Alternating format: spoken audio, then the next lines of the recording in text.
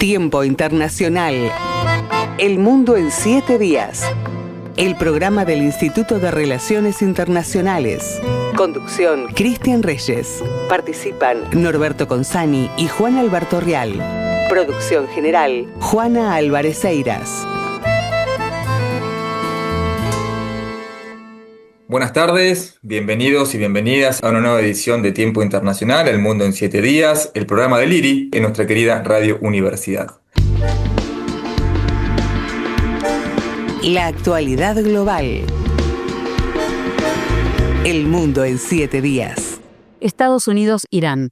El líder supremo iraní critica la propuesta de Estados Unidos sobre el programa nuclear, pero no descarta llegar a un acuerdo. El ayatolá Ali Khamenei criticó la propuesta inicial de Estados Unidos sobre el programa nuclear y el enriquecimiento de uranio, describiendo la propuesta estadounidense como un 100% en contra de los intereses iraníes. Sin embargo, el ayatolá no descartó por completo la idea de un acuerdo. En este sentido, el ministro de Relaciones Exteriores de Irán, Abbas Araghchi, afirmó que la propuesta de Estados Unidos sobre el acuerdo nuclear contiene muchas ambigüedades, presenta interrogantes y que el derecho de enriquecer uranio en suelo iraní es una línea roja para Teherán. Actualmente, Irán enriquece uranio hasta un 60% y está a un pequeño paso técnico de alcanzar los niveles de grado armamentístico.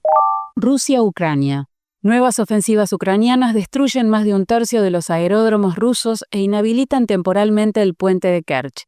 El pasado 21 de junio se llevó a cabo la Operación Telaraña, un ataque con drones a gran escala contra 4 bases aéreas militares rusas, algunas de ellas en Siberia. Según los servicios de seguridad interior de Ucrania, más de 40 aviones fueron alcanzados causando daños globales por un valor superior a los 6.000 millones de euros. La misión, preparada desde hace meses, se coordinó con drones introducidos de contrabando en Rusia. Asimismo, días después, en una operación especial, el Servicio de Seguridad de Ucrania atacó el puente de Kerch, que une Rusia con el territorio anexado de Crimea. La acción submarina consistió en la detonación de 1.100 kilogramos de explosivos colocados bajo el lecho marino. Los ataques se producen cuando las negociaciones de paz entre ambos países se encuentran estancadas.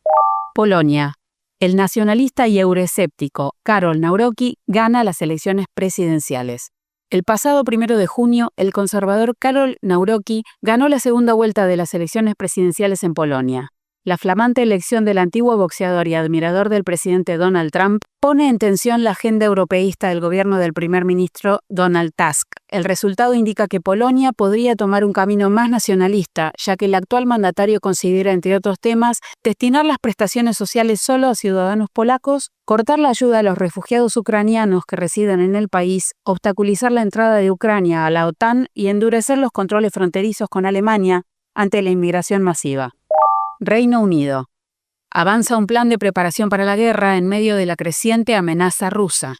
El primer ministro británico, Keir Starmer, anunció la aplicación de un amplio plan en materia de defensa que tiene como objetivo preparar a las Fuerzas Armadas británicas para hacer frente a nuevas amenazas. En este sentido, el Reino Unido pretende invertir en submarinos, drones y capacidades de guerra digital. Entre las nuevas amenazas consideradas por el gobierno británico se encuentran en especial Rusia y su actitud bélica, los riesgos nucleares y los ciberataques. El primer ministro Starmer expresó su voluntad de incrementar el gasto de defensa del 2,3 al 2,5% del PIB para 2027. Estados Unidos. El presidente Donald Trump prohíbe la entrada al país a ciudadanos de 12 países por razones de seguridad nacional.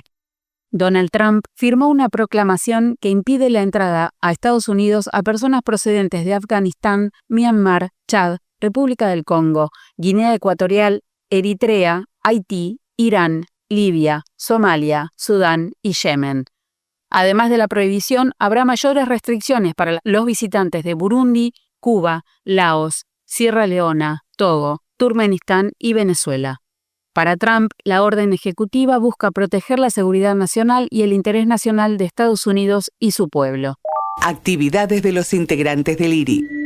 Buenas tardes a todas y todos. Mi nombre es Federico Martín Gómez. Soy magíster en Relaciones Internacionales por el Instituto de Relaciones Internacionales de la Universidad Nacional de La Plata, secretario del Departamento del Atlántico Sur del Instituto de Relaciones Internacionales y asimismo secretario ad hoc de la Red Federal de Estudios sobre Malvinas. Y en la tarde de hoy quiero compartir con ustedes una reflexión en torno al 10 de junio, día en el cual en la Argentina conmemoramos el Día de la Afirmación de los Derechos Argentinos sobre las Islas Malvinas, islas del Atlántico Sur y el sector antártico.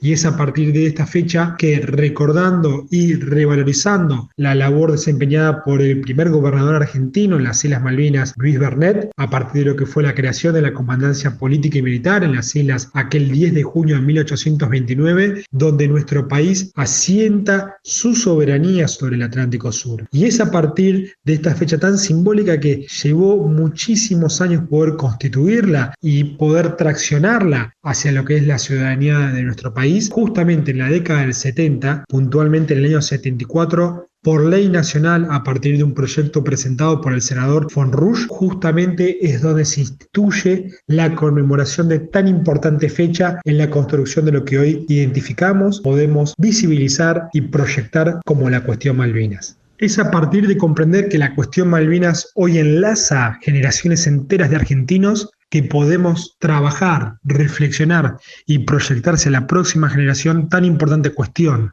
no solo en el carácter político, diplomático o económico, sino a nivel institucional soberano. Hoy Malvinas entraña un gran desafío para el Estado argentino, pero sin dudas un gran compromiso de toda la ciudadanía, y es a partir de ello que desde la Red Federal de Estudios sobre Malvinas, conscientes de este desafío, en el marco de dos conmemoraciones muy particulares. Primero, este año se celebran los 200 años del Acuerdo de Amistad, Comercio y Libre Navegación de los Ríos de 1825 con el Reino Unido, la Gran Bretaña e Irlanda del Norte, el adversario en esta disputa soberana. Pero asimismo conmemoramos los 60 años de la consecución de la Resolución 2065 de las Naciones Unidas, justamente una resolución que reconoce a nivel internacional la existencia de una disputa soberana sobre el territorio de las Islas Malvinas. Y es a partir de ello donde nuestro país asienta jurídica, legal y diplomáticamente nuestro reclamo soberano a nivel internacional. Justamente es en el marco de esto que la Red Federal de Estudios sobre Malvinas, REFEM 2065, va a desarrollar sus 18ª jornadas académicas a nivel federal, donde trataremos este tema como asimismo multiplicidad de dimensiones y escenarios vinculados a la construcción desde lo académico de la cuestión Malvinas. Y esta se va a celebrar como característica propia de la red en la ciudad de San Salvador de Jujuy, claramente con un espíritu federal. Invitamos a toda la comunidad académica del país y por supuesto a la ciudadanía a sumarse a estas actividades donde el estudio, el análisis, los abordajes intelectuales y académicos, los aspectos reflexivos ciudadanos van a poder posibilitar construir Malvinas en todo el país. El compromiso es completo hacia Malvinas y en función de nuestros intereses soberanos es que trabajamos todos los días. La entrevista de Tiempo Internacional. Nos encontramos en diálogo con Nora Lucy, quien es abogada y especialista en relaciones internacionales por la UNLP, máster en Derecho Internacional por el Washington College of Law de la American University de Estados Unidos, experta en reformas institucionales del sector jurídico y reformas judiciales, ha sido consultora internacional en el Banco Mundial y participó en proyectos de reforma del sector público en Latinoamérica y el Caribe. Es miembro del Consejo Argentino de las Relaciones Internacionales del CARI, coordinadora del área de gobernabilidad democrática en la Oficina Argentina del Programa de Naciones Unidas para el Desarrollo y es la coordinadora del Centro de Crimen Organizado Transnacional de nuestro Instituto de Relaciones Internacionales de la UNLP. Buenas tardes, Nora, muchas gracias por conversar estos minutitos con nosotros en Tiempo Internacional. Muchas gracias, Juan. Buenas tardes. Nora, como experta en crimen organizado transnacional, contame de qué se trata el fenómeno, del cual estamos escuchando hablar mucho y en realidad se sabe poco. Sí, técnicamente tal vez se difunde muy poco, ¿no? Ciertamente en los claustros universitarios se mira con detalle, en la academia, en algunos centros que se dedican a estudiar este fenómeno, pero en general sí hay bastante desconocimiento. voy a mencionar qué es lo que la Convención de Naciones Unidas contra el Crimen Organizado o la Delincuencia Organizada Transnacional entiende como crimen organizado, porque me parece que eso nos da una conceptualización que nos va a servir para el análisis de este fenómeno. Y me refiero a la convención va a cumplir 25 años, es un tratado internacional que refleja el consenso en la comunidad internacional respecto del alcance de este fenómeno y las formas en las que los países que han adherido a esta convención han entendido que debe abordarse, o al menos han invitado a los países a adoptar estándares internacionales en el marco de sus legislaciones nacionales para enfrentar este fenómeno. Entonces, esta convención, que como decía va a cumplir 25 años, en realidad no define qué es crimen organizado, pero sí contiene una definición de grupo criminal organizado. La convención entiende que grupo criminal organizado es aquel que tiene 3 o más personas que se agrupan, que no se han agrupado al azar, o sea que tienen un objetivo común, un objetivo concertado, que se mantiene durante el tiempo y tienen un objetivo acordado, concertado, de cometer crímenes cuya pena es de al menos 4 años de cárcel, dice la Convención, y el objetivo de este grupo es obtener directa o indirectamente beneficios financieros o materiales de otra índole. ¿Cuál es el rasgo distintivo de estos grupos, ¿no? Este grupo de crimen organizado en el marco de la Convención? Es la búsqueda de maximización de ganancias y la gravedad de los delitos que cometen. Los hechos internacionales más importantes, analizados por docentes e investigadores del IRI en Tiempo Internacional. Nos encontramos en diálogo con Nora Lucy, quien es la coordinadora del Centro de Crimen Organizado Transnacional de nuestro Instituto de Relaciones Internacionales de la UNLP. La academia en general lleva muchos años estudiando cómo es la conformación de estos grupos, cómo se manifiestan, cómo operan. En el 2002, la Agencia contra el Crimen y el Delito publicó un estudio que hicieron sobre la base de recolectar información de más de 16 países, que fueron recolectadas por más de 40 grupos de investigación, donde consideraron distintas variables para analizar estos grupos, ¿no? Entre las variables se encuentran la estructura, de tamaño, cómo eran y con qué alcance las operaciones transfronterizas, o sea, las operaciones, si vos querés, transnacionales, la identidad, la vinculación entre crimen organizado y corrupción, cómo era su relación con el sector público, con la vida política, la penetración en los mercados de la economía formal, etcétera. Pero la importancia de esto es porque, en definitiva, dependiendo de la tipología, hay grupos que trabajan más en red, hay otros que son más jerárquicos, hay otros que siguen más el esquema de la Italia de los 90, en fin. ¿Por qué es importante en la investigación, en la persecución penal y en la investigación criminal? Es porque, dependiendo de la conformación y de cómo operan, son las herramientas que van a elegirse para tratar de desarticular estos grupos criminales y, sobre todo, para lograr desapoderar de los bienes ilegítimamente conseguidos, ¿verdad? Continuamos analizando la problemática de las relaciones internacionales en Tiempo Internacional. ¿Cuál es el alcance de la convención, Nora, en cuanto al grado de ratificación? ¿Tiene alcance global o hay estados importantes donde el crimen organizado opera que no lo han ratificado? Bueno, hay algunos países que no lo han ratificado, pero son los menos. En general, los países, digamos, centrales. Argentina, por ejemplo, lo ha ratificado. La convención como tal tiene una amplia adhesión, por supuesto siempre hay excepciones, pero en términos generales es un acuerdo, yo te diría, global. Tiene 3 protocolos que son facultativos. Argentina ha adherido, de hecho, a estos protocolos facultativos, uno de los efectos más importantes que ha tenido es que la legislación argentina, la legislación penal, se ha ido adecuando, o sea, los estándares internacionales se han ido receptando en la legislación nacional. La convención establece, por ejemplo, algunas modalidades de técnicas especiales de investigación, como puede ser la entrega vigilada, la protección de testigos, otras modalidades, por supuesto, de recupero de activos que no son solo el decomiso. Y lo que ha sucedido es que los países, y en el caso, por ejemplo, de Argentina, ha ido adaptando su legislación penal en los últimos 10 años, ¿no? En Italia, por ejemplo, el imputado colaborador se llama arrepentido y un poco eso se ha transmitido, la ley del arrepentido en casi todos los países de Latinoamérica se las conoce esa legislación como arrepentido, ¿no? Entonces, en ese sentido, yo te diría que desde el año 2000 hasta ahora, lo que se ha visto es que los países que han adherido a la convención lentamente han ido incorporando, ayornando su legislación penal para darle vida y para implementar los compromisos internacionales que cada país ha adherido. Tiempo Internacional. El programa del IRI. La corrupción es el gran facilitador del crimen organizado. El crimen organizado en realidad puede tener distintas formas, distintas manifestaciones, ¿no? Puede ser narcotráfico, trata de armas, trata de personas, tráfico de órganos. Tenemos varias dimensiones, ¿no? Digamos, no hay hechos de crimen organizado que no tengan algún acto de corrupción en el medio. Y la Convención de Naciones Unidas contra la Corrupción, que es del año 2003, o sea, es el tratado de derecho internacional obligatorio, yo te diría global, porque hay muchas más ratificaciones que la de crimen organizado, ha sido una herramienta también importante para la lucha contra el crimen organizado, porque en realidad se aplican las dos convenciones y se han adoptado gran parte de los dos estándares de ambas convenciones. Pensaba que es interesante que traigas a colación el tema de la corrupción como una condición para que el crimen organizado opere, porque justamente ahí entra a tallar la cuestión de la gobernabilidad y cuánto influye en la estabilidad y credibilidad de las instituciones, ¿no? Frente al electorado o a la sociedad civil en particular, ¿no? Sí.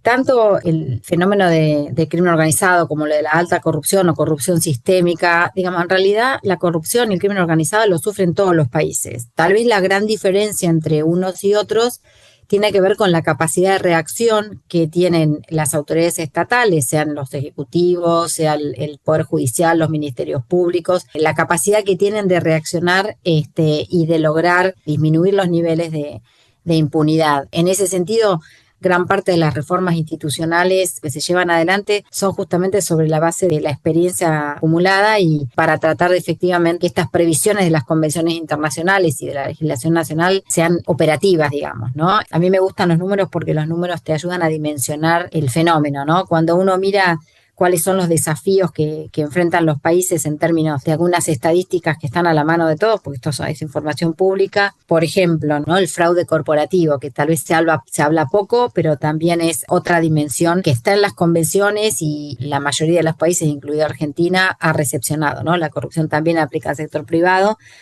Ya tiene unos años, es del año 2021, pero en esa época, con estimaciones que son ciertamente conservadoras, calcularon que 3.6 miles de millones de dólares, que representaban en el año 2020 más de 4,5 del PIB mundial, fue el dinero que movió el fraude corporativo.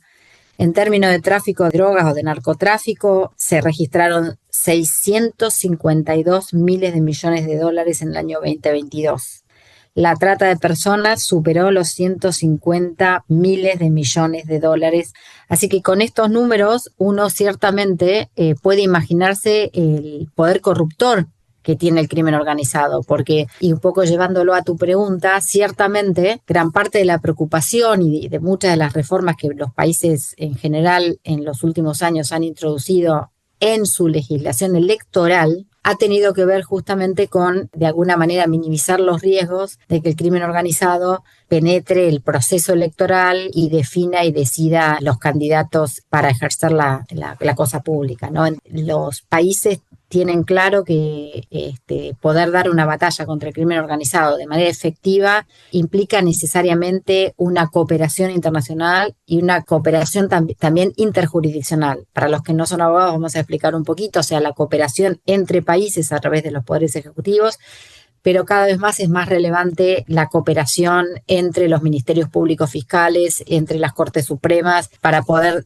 vencer este horror de crimen organizado que, como digo, muchas veces está visible por los niveles de violencia y muchas otras veces el fenómeno de crimen organizado va de manera silenciosa, ¿no? Y me refiero fundamentalmente al flujo de fondos ilícitos. La actividad del grupo criminal organizado se genera en un país o en un continente, los fondos transitan otro continente u otros países y el proceso final de lavado de activos, que hasta ahora no habíamos hablado de lavado de activos, esto es de convertir en legítimo bienes ilegítimos, sucede en terceros países o en un tercer continente. Te agradecemos muchísimo por haber estado estos minutos con nosotros. Nora Lucy, coordinadora del área de Gobernabilidad Democrática del PNUD de Argentina, coordinadora del Centro de Estudios de Crimen Organizado Transnacional del IRI de la Universidad Nacional de La Plata.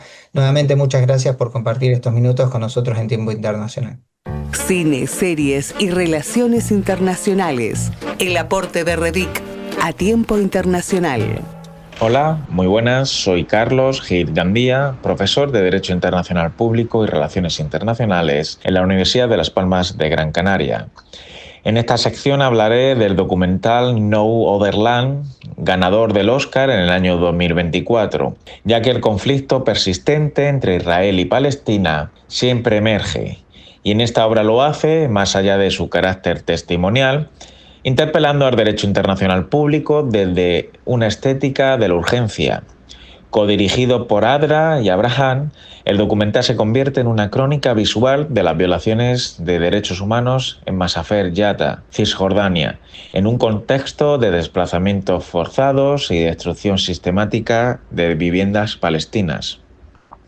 Su análisis no puede prescindir de esta norma internacional sobre ocupación, protección de civiles y autodeterminación de los pueblos, ni del potencial ético-estético del cine como testimonio político. El derecho internacional público contemporáneo se fundamenta en una estructura de una sociedad internacional que reconoce como sujetos principales a los estados, pero también en ciertas condiciones a los pueblos y a los individuos. Este derecho internacional ha reconocido la autodeterminación de los pueblos a Palestina, poseedor de la titularidad sobre un derecho colectivo a decidir su destino político. Pero también en este marco jurídico nació el Estado de Israel, hijo del derecho internacional contemporáneo, pero a su vez también maltratador del mismo. La ocupación militar israelí de Cisjordania, reconocida por múltiples resoluciones de las Naciones Unidas y también en las opiniones consultivas de la Corte Internacional de Justicia, contraviene normas imperativas del derecho internacional humanitario.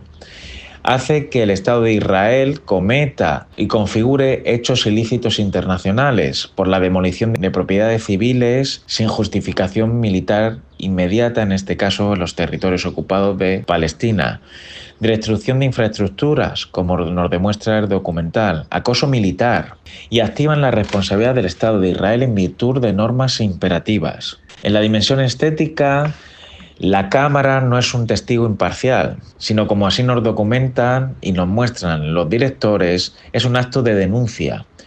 Su estética se caracteriza por planos íntimos, voz en primera persona, registro de demoliciones en tiempo real. Esta gramática cinematográfica reconfigura el derecho no solamente como una norma, sino como una narrativa vivida. Lo jurídico encarna cuerpos, encarna ruinas y memorias. Por ello, el documental se puede vincular con la reflexión de Walter Benjamin sobre el documento de barbarie, como reverso del documento de cultura, señalando que la historia no se cuenta desde la perspectiva de los vecinos, sino siempre desde los vencedores. Palestina, tierra ocupada, territorio ocupado, exilio. No Other Land no es solo una acusación, es un documental de invocación. ¿Invocación a quién? A una comunidad internacional que permitió y creó el Estado de Israel, y una comunidad internacional que permite la vulneración sistemática a los derechos humanos de los palestinos. Y por ello interpela directamente a la propia eficacia del sistema internacional, cuya crisis de aplicación se refleja entre la desafección entre norma y poder. En este cruce entre estética y legalidad, entre la imagen y la norma, el documental y el derecho internacional se encuentran como dos formas de resistencia, la una visual y sensible, el otro normativo y universal. Ambos, sin embargo, reclaman una misma urgencia: que no haya otra tierra porque ninguna sea tierra de nadie. Gracias. Redic es la revista del Departamento de Derecho Internacional del IRI. Continuamos analizando la problemática de las relaciones internacionales en Tiempo Internacional. Análisis de la actualidad en Tiempo Internacional. Como cada semana, como cada miércoles, me acompañan en este bloque de análisis el magíster Juan Alberto Rial. Buenas tardes, Juan. Hola, Cristian. Buenas tardes a la audiencia. Y el profesor y doctor, director también del IRI, Norberto Consani. Buenas tardes, Norberto. Tarde a todos ustedes. Bueno, en el día de hoy sí estaremos analizando y debatiendo algunas noticias de trascendencia internacional, como es este proceso de negociaciones entre Irán y Estados Unidos por el programa nuclear y el enriquecimiento de uranio de Irán. Asimismo, hablaremos de esta operación telaraña, sí, del ejército ucraniano sobre objetivos estratégicos rusos, y estaremos hablando un poquito de las recientes elecciones que se llevaron a cabo en Polonia, que le dieron el triunfo al nacionalista y euroscéptico Karol Nawrocki. Iniciando este bloque, vamos a hablar un poquito del proceso de Irán y Estados Unidos con respecto a las negociaciones que llevan adelante en el programa nuclear iraní. Parece ser que ya se ha llevado a cabo la quinta reunión entre Washington y Teherán y no ha habido acuerdo aún con respecto a la reducción que Estados Unidos quiere del programa nuclear iraní. En este punto le pregunto a Norberto, ¿cómo ve en la cuestión diplomática este proceso de negociación y si podría llegar a establecerse alguna solución plausible en el corto lapso? Es un tema extremadamente complicado y estando Trump en el poder puede pasar cualquier cosa. Trump y Khamenei, que es digamos, la autoridad máxima iraní, dos personas que vos no podés emplear la lógica, la racionalidad. Así que cualquier cosa puede pasar ahí. Y además, nunca nos olvidemos el otro actor que son Israel. Sobre todo Netanyahu, del gobierno, no podemos Israel porque no corresponde no confundir gobierno con los pueblos. El gobierno de Israel está fogoneando eso. Y tenés a un tipo como Trump que lo que menos tiene es equilibrio emocional. Entonces, en cualquier momento puede pasar algo muy grave. Evidentemente, Irán ha desarrollado muy intensamente el arma nuclear, ¿no? Eso no tengo duda. Ahora bien, como usted dice, Alberto, es que es interesante este punto, ¿no? Del problema emocional de ambos líderes, ¿no? Por un lado Trump, por un lado el ayatolá Ali Khamenei. Y le pregunto a Juan, tengo entendido que en el proceso de acuerdo, Irán no quiere bajar el proceso de enriquecimiento de uranio, que estaría llegando al 60%, y estaría ahí nomás de poder efectivizar algún arma nuclear, ¿no? Sí, el 90% es el piso que ya te permite construir armas nucleares, según lo declarado por la Organización Internacional de Energía Atómica, que es conducida por Rafael Grossi, que es argentino. Hay información de que ya estaría en capacidad de desarrollar armas nucleares, está muy cerca Irán. Hay dos cuestiones acá. Una es que Irán no quiere desmantelar el programa de enriquecimiento de uranio. La otra es que Donald Trump habría hecho llegar una propuesta a través de Witkoff, intermediado por la Cancillería de Omán, a Irán para continuar con los usos civiles del uranio, el enriquecimiento con objetivos civiles nada más, con una serie de condiciones que desde mi perspectiva estarían demostrando un enorme pragmatismo por parte de Donald Trump en este aspecto, y ya recibió el rechazo de 52 senadores republicanos, e inclusive hay una enorme preocupación por parte de Israel con respecto a la propuesta que le hiciera llegar Donald Trump. Está esperando que las negociaciones fracasen e inclusive ha insistido en pedir permiso para que Estados Unidos le diera el ok a la destrucción de las instalaciones de enriquecimiento de uranio. Acá surge un actor que se ha vuelto trascendente y que es casi, por decirlo de alguna manera, inesperado, porque entre las propuestas de Donald Trump está la formación de un consorcio internacional entre Irán y Arabia Saudita para el enriquecimiento del uranio, que es un arma de doble filo desde mi perspectiva, porque más allá de que ambos países son musulmanes, algo que he escuchado a Norberto decir muchas veces, estamos hablando en el mundo musulmán de tres civilizaciones, la civilización turca, la civilización persa, que es Irán, y la civilización árabe, que es Arabia Saudita, el máximo representante, y se han visto como rivales históricos, y acá habría como una especie de acercamiento entre dos rivales históricos que son Irán y Arabia Saudita, lo cual es una victoria para Arabia Saudita, porque en este momento Irán está enormemente debilitada, pero es una enorme cuña en lo que es la política exterior israelí, que se ha dedicado históricamente a separar a las distintas civilizaciones musulmanas. Hay muchos condicionamientos en la propuesta de Donald Trump: el desmantelamiento de las instalaciones actuales, el cese de la investigación científica, la no construcción de nuevas centrifugadoras, controles muy exhaustivos por parte de la Organización Internacional de Energía Atómica, la formación de este consorcio internacional. Sería interesante que hubiera un acercamiento, porque esto no niega la posibilidad de enriquecimiento de uranio por parte de Irán, y sería un giro inesperado en la política exterior de Donald Trump, porque implicaría una racionalidad a la cual no estamos acostumbrados, que sería fruto de su propia irracionalidad. El acuerdo al cual se arribó en 2015, negociado por Obama, con con garantías por parte de Rusia y China, con la participación en ese momento de Reino Unido, Alemania y Francia, solo permitía a Irán enriquecer uranio al 3%. Donald Trump salió en 2019 y ahora Irán está enriqueciendo al 60%. Ahí nos damos cuenta el error catastrófico que fue ese momento de política exterior para darle una carta a Israel. Y ahora esta posibilidad quizás lejana de un acuerdo entre Irán y Estados Unidos para implicar inclusive a Arabia Saudita en desmedro de Israel, su socio histórico, sería un guiño inesperado de mi perspectiva a la Organización Internacional de Energía Atómica, pero los dados están girando todavía. Irán no quiere desmantelar el proceso de enriquecimiento de uranio. Estados Unidos quizás terminaría aceptando algún grado de enriquecimiento, insisto, fruto de su propio error, y Arabia Saudita e Irán empezarían a cooperar en una tecnología, en un sector del desarrollo tecnológico que desde mi perspectiva sería prácticamente de ciencia ficción de hace pensándolo 5 años atrás. Pero bueno, el nuevo estado de cosas no deja de sorprendernos. La verdad que es un proceso de enorme incertidumbre, como lo viene marcando ambos. Me quedo con esta doble apreciación, ¿no? También, como decía Norberto, este juego emocional de ambos líderes, pero también tenía entendido de que Trump estaría en condiciones de aceptar ese 3% que vos estás manifestando, Juan, pero que sean proveedores externos, lo cual deja mucha también tela para cortar y para seguir tratando en otro próximo programa. Continuamos con la actualidad global. Israel-Gaza. Militares israelíes asesinan a tiros a 27 palestinos en un centro de ayuda humanitaria. Al menos 27 palestinos murieron y más de 150 resultaron heridos luego de que militares israelíes abrieran fuego por tercer día consecutivo contra uno de los centros de distribución de ayuda humanitaria en la localidad de Rafah.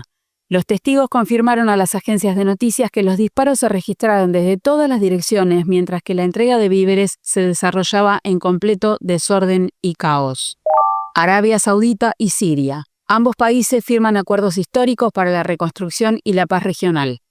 El príncipe y ministros de Asuntos Exteriores saudí, Faisal bin Farhan, visitó Damasco con el propósito de formalizar acuerdos y fortalecer inversiones en materia económica y comercial. La visita coincide con el inicio del proceso de reconstrucción de Siria bajo el liderazgo de Ahmed al-Sara tras la caída de Bashar al-Assad. El ministro de Relaciones Exteriores sirio, Asad al-Shibani, destacó el acuerdo en el sector energético que le devolverá la paz a Siria. La reconstrucción de Siria se reavivó en mayo cuando el gobierno de Estados Unidos levantó todas las sanciones económicas. Ecuador. El país sudamericano aprueba una reforma constitucional que permitirá el retorno de las bases militares extranjeras. Con 82 votos a favor, 60 en contra y 6 abstenciones, la Asamblea Nacional Ecuatoriana dio luz verde a una reforma de la Carta Magna para permitir la vuelta al país de las bases militares extranjeras, prohibidas en 2009 durante el gobierno de Rafael Correa. La propuesta, que debe ir a referéndum y busca la cooperación de Estados Unidos, es impulsada por el presidente Daniel Noboa para luchar contra el crimen organizado y el narcotráfico. Sudán. El flamante primer ministro sudanés disuelve el gobierno de transición. El nuevo primer ministro de Sudán, Camil Idris, disolvió el gobierno interino del país en medio de una de las peores crisis humanitarias del mundo, generada por la guerra entre el ejército y las paramilitares Fuerzas de Apoyo Rápido, que cumplen más de 2 años y ha causado más de 20.000 muertos, millones de desplazados y una catástrofe que tiene al borde de la hambruna a casi 1 millón de personas. Idris afirmó que el objetivo de su gobierno es establecer una paz duradera y cooperar con la comunidad internacional para reconstruir el país tras 2 años de guerra. Corea del Sur. El líder opositor Lee Jae-myung gana las elecciones presidenciales. El líder del Partido Democrático, Lee Jae-myung, se alzó con los comicios presidenciales celebrados el pasado 3 de junio en el país asiático, tras meses de crisis política derivada del intento de imponer la ley marcial por parte del entonces presidente Yoon Suk-yeol, que finalmente fue destituido. El flamante mandatario se comprometió a construir la paz en la península de Corea mediante el diálogo y la cooperación con la República Popular Democrática de Corea, Corea del Norte. Lee, del Partido Democrático, obtuvo el 49,42% de los votos, mientras que su principal rival, Kim Moon-soo, del Partido Poder Popular, obtuvo el 41,46%. Continuamos con el análisis de la actualidad en tiempo internacional. Ahora vamos a hablar un poquito de Rusia y Ucrania. Hace poco tiempo se lanzó la Operación Telaraña por parte del Servicio Secreto Ucraniano, ¿sí? Esta operación con drones, donde se atacaron varios aeródromos rusos, dañando logística, bombarderos y aviones de la Federación Rusa, como así también se ha producido un ataque nuevamente al puente de Kerch que une Crimea y Rusia. Norberto, ¿cómo ve esta contraofensiva ucraniana en este momento preciso de estancamiento de las negociaciones de paz? Un amigo que es un gran conocedor del mundo soviético de aquellos años, ¿no? Estábamos charlando de este tema casualmente y me decía cómo están entrelazados los servicios secretos que vienen de la historia de la Unión Soviética, cuando Ucrania era parte de la Unión Soviética, muy mezclado, y lo que acaba de hacer Ucrania tiene obviamente tremenda complicidad interna. Fue algo grave. Por eso la reacción de Putin. No te pueden bajar esa cantidad de aviones gratuitamente, que son muy valiosos. Hay algo que está preocupando seguramente a la inteligencia rusa. Seguramente. Se le está complicando militarmente, se le está complicando. Y el ataque al puente es otro símbolo, porque ese puente es clave en la conexión entre Crimea y la parte continental de Rusia, ¿no? Ahora bien, como bien marca Norberto, Juan, estas debilidades o vulnerabilidades que está mostrando la inteligencia rusa, ¿hasta dónde pueden llegar? Porque si bien está la guerra terrestre que todos conocemos con la gravedad de las circunstancias y el avance del ejército ruso, Ucrania da estos golpes que son como letales o como heridas de muerte, ¿no? Porque lo hace en lugares estratégicos, muestra grandes desinteligencias al interior justamente de Rusia. Me interesa ver tu opinión como especialista en materia de seguridad internacional, cómo Rusia podría llevar adelante una contraofensiva o un nuevo ataque, o cómo podría manejar internamente el tema de la inteligencia, sabiendo, como bien dijo Alberto, que viene de la vieja inteligencia soviética, ¿no? Donde también está Ucrania. Acá habría tres cuestiones para señalar. En un principio hay una reacción casi visceral por parte de Moscú, que es la de emplear mano de obra desocupada ucraniana para llevar atentados que uno pudiera calificar como terroristas en suelo ucraniano. Ucranianos que se ponen al servicio de Rusia para atentar contra objetivos de Kiev dentro del territorio ucraniano como una respuesta emocional, diciendo ustedes nos golpean de esta manera, nosotros hacemos exactamente lo mismo. En segundo lugar, hay una cuestión que me parece que tiene que ver con el efecto psicológico de las acciones de Ucrania. Esta operación Telaraña, según ha dicho el mismo Volodymyr Zelensky, lleva prácticamente 1 año y medio de planeamiento. Los contenedores de los drones estaban en territorio ruso. Hubo un proceso por el cual se fueron introduciendo, en algunos casos en transporte de madera, de manera paulatina, lo que terminó siendo el arma letal al orgullo ruso, que son los bombarderos estratégicos que fueron destruidos en tierra, con un costo cercano a $7.000 millones. Es una enormidad el daño económico sufrido por parte de Rusia, y en algún aspecto muestra la existencia de un talón de Aquiles en la Federación Rusa, que es una potencia militar, pero fue atacada por drones que cuesta $300 fabricar, que fueron lanzados desde el propio territorio ruso, cuando los operadores de los drones, quienes se ocuparon de que los drones llegaran hasta el lugar y después fueran activados, habían abandonado suelo ruso. Es una enorme humillación y desde mi perspectiva es un golpe anímico que da ánimos a la moral del ejército ucraniano, da en algún aspecto ánimo a los europeos que le está mostrando Kiev que el esfuerzo y el acompañamiento que ellos están haciendo a la causa ucraniana no cae en saco roto, y es un golpe también a la moral rusa, no solo mostrando que tiene brechas su armadura, sino que pueden ser atacados dentro de su propio territorio. Los ciudadanos rusos están viendo que la guerra puede llegar a Rusia, en territorio ruso al fin. La reflexión que hay que hacer es, evidentemente, todo el mundo partió de la base cuando el inicio de la guerra, en febrero del 2022, se hablaba que era un paseo tomar Kiev. Ya han pasado 3 años y cada día más se ve la debilidad militar rusa. Y el desgaste. Entre muertos y heridos, más de 1 millón de personas. Es decir, evidentemente hay un fracaso. Han cambiado varios jefes militares. Y este es un golpe brutal. Encima que venía con problemas de economía, ahora con esto, como dice recién Juan, $7.000 millones de dólares. ¿Cuál va a ser la respuesta? Lo vamos a ver en los próximos días. De la desesperación, que la desesperación era mala consejera. Va a ser un bombardeo seguramente masivo a Kiev y a otras ciudades importantes ucranianas. Eso está enlazado, Norberto, con el tercer punto al cual quiero señalar en este momento. El cambio de la forma de hacer la guerra. Está claro que la forma tradicional de hacer la guerra en el siglo XXI ya no garantiza ningún tipo de éxito porque el uso de artillería, tanques, infantes, etcétera, etcétera, que es algo de lo cual acusó recibo Reino Unido en la revisión estratégica que Keir Starmer está llevando adelante, resultado de la asimetría de los contendientes. Ucrania no tiene nada que hacer en términos clásicos frente al poderío de los rusos. Ahora, en términos tácticos, estos golpes, cuando está a punto de reiniciarse una rueda de negociaciones en Estambul con resultado incierto, indica que aún el más pequeño de los contendientes puede golpear sensiblemente al más grande de los opositores. Pensaba en una especie de David y Goliat en este aspecto, Sí. y la onda y la piedra.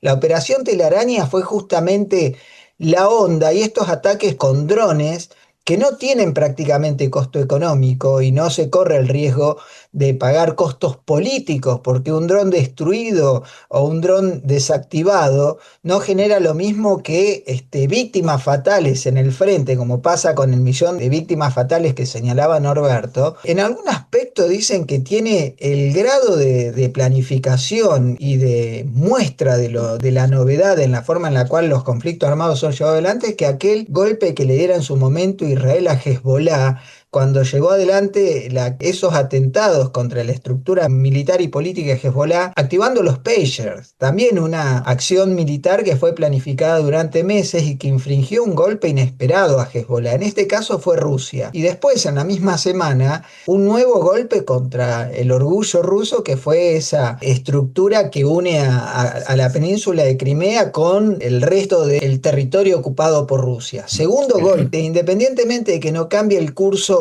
del conflicto armado, desde mi perspectiva puede cambiar el curso de las negociaciones políticas, que en definitiva, recordemos, Clausewitz decía que la guerra era la política por otros medios. Aquí estamos viendo la política por otros medios absolutamente, discúlpenme que sea reiterativo, novedosos. Son otros medios novedosos, y esto es lo que el siglo XXI nos está mostrando con respecto a la forma de llevar adelante las acciones armadas, y de lo cual acusó recibo, insisto, Keir Starmer en la revisión estratégica, donde dice: no necesitamos un ejército más grande.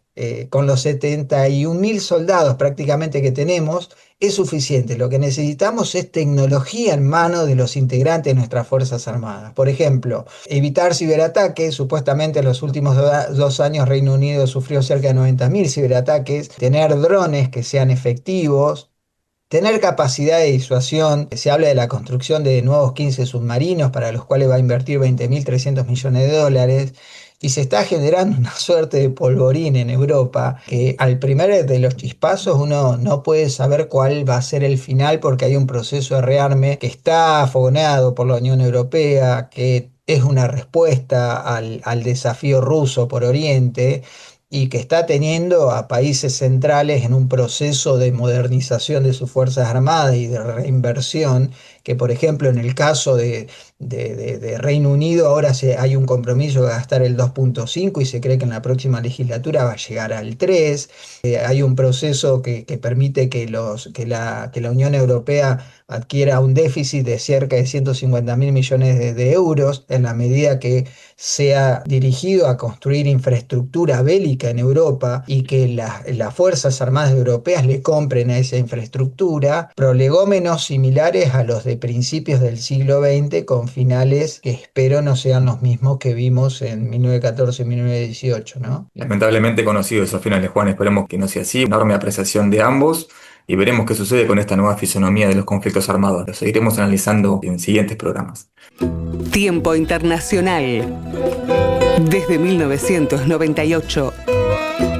Analizando la realidad internacional en Radio Universidad. Bueno, ya para finalizar nos quedan poquitos minutos. También le quiero decir, como cada miércoles, a nuestros oyentes que nos pueden escribir a tiempointernacional@ibi.edu.ar. Cerramos con estas elecciones que se dieron la semana pasada, elecciones presidenciales en Polonia, donde ganó un candidato nacionalista euroscéptico llamado Karol Nawrocki, quien le ganó, en principio, según las encuestas de boca de urna, al liberal Rafał Trzaskowski, que era candidato, que era apoyado por el primer ministro Donald Tusk, ¿no? Norberto, parece que este hombre era boxeador, es historiador y ¿volverían los outsiders a la política? Sí, es un dato preocupante, seguramente lo están analizando en Bruselas, porque no nos olvidemos que Polonia hacía dupla con Hungría, y Hungría, después de la victoria del primer ministro, que fue muy, muy festejada por Bruselas, rompió ese eje Polonia-Hungría.